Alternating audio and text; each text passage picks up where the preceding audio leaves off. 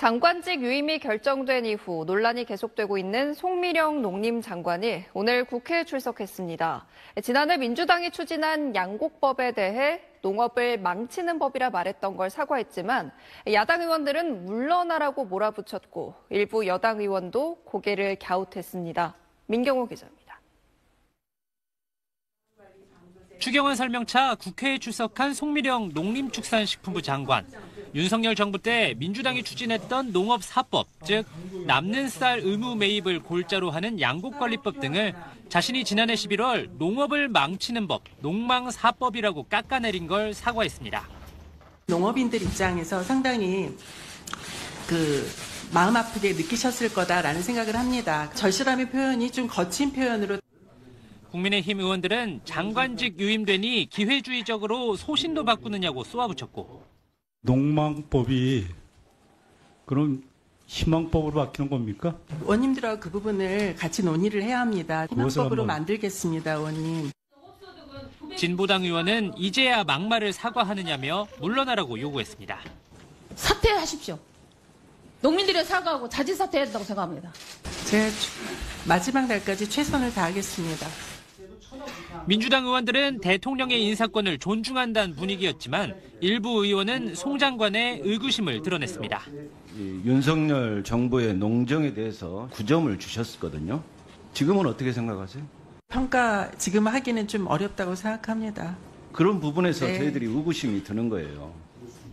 송 장관은 자신이 2차례 윤석열 전 대통령에게 거부권 행사를 건의했던 농업 4법에 대안을 마련하겠다고 말했지만 농민단체들은 장관 유임이 처리되지 않으면 다시 트랙터를 동원한 투쟁에 나설 거라고 예고했습니다. SBS 민경호입니다. 네, 이재명 정부에서 유임이 결정된 송미령 농림부 장관이 오늘 국회에 나와서 과거 자신이 농업 4법을 농업을 망치는 농망법이라고 표현한 것에 대해서 공식 사과했습니다. 국민의힘은 기회주의적 처신이라고 비판했고 민주당은 대통령의 인사권을 존중한다면서도 전향적 태도를 보이라고 주문했습니다. 박하정 기자입니다.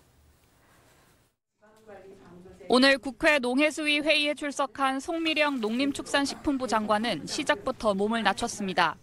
민주당 주도로 국회를 통과했지만 자신이 거부권 행사를 건의했던 양곡관리법 개정안 등을 염두에 둔 듯 법안에 부작용을 낼 수 있는 측면이 있어 그걸 제거하자는 취지였다며 그 과정에서 나온 표현에 대해 사과했습니다.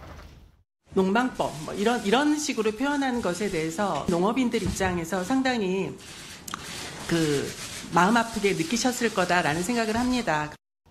그러면서 이를 희망법으로 만들겠다며 새 정부의 국정 철학에 맞춰 쟁점 법안을 전향적으로 재검토하겠다고도 했습니다.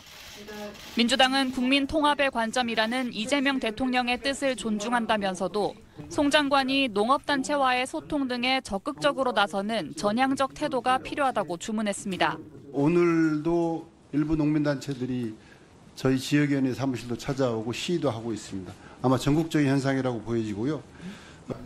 국민의힘에선 기회주의적 처신이라는 비판의 목소리가 나왔습니다. 소신까지 바꿔가며 농업의 미래를 망치려는 사람이 장관직에 있는 것은 바람직하지 않다는 겁니다. 손바닥 뒤집듯 입장을 바꾸는 것은 이전 정부에서 소신껏 일해왔던 다른 공무원들에 대한 모욕이라고 저는 생각하는데. 진보당에선 어제에 이어 송 장관의 사퇴를 촉구했습니다.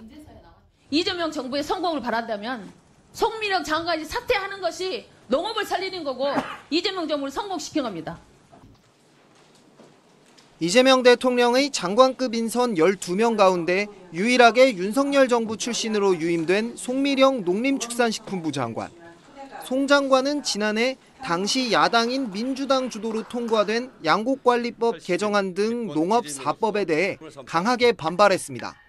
송 장관은 양곡법 개정안에 포함된 남는 쌀 의무 매입과 양곡 가격 안정제 도입 등이 우리 농업의 미래를 망친다며 해당 법안을 농망 4법으로 규정하고 윤석열 당시 대통령에게 거부권 행사를 건의했습니다. 저도 농망 4법이라고 생각하고요. 농망 4법에다가 정말 재해대책법 2가지, 재해보험법, 재해대책법은 법 자체가 재해 수준이다 이렇게 생각합니다.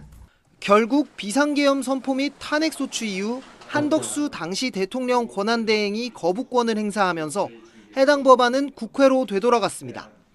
그런데 이 대통령의 유임 결정 이후 송 장관은 해당 법안들에 대해 적극적으로 재검토하겠다고 입장을 변경했습니다.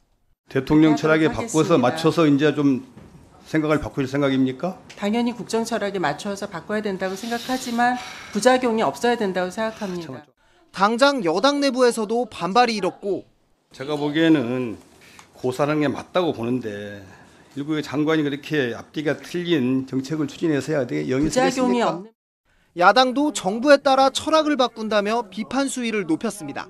국회에서 양곡법에 대해 새 정부의 철학에 부합하는 방향으로 추진하겠다고 말했는데 국민들 시각에서는 매우 비겁한 태도로 보입니다.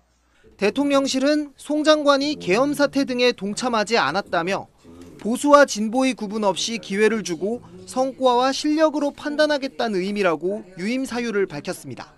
SBS 김영래입니다. 부작용이 명약 관화하기 때문에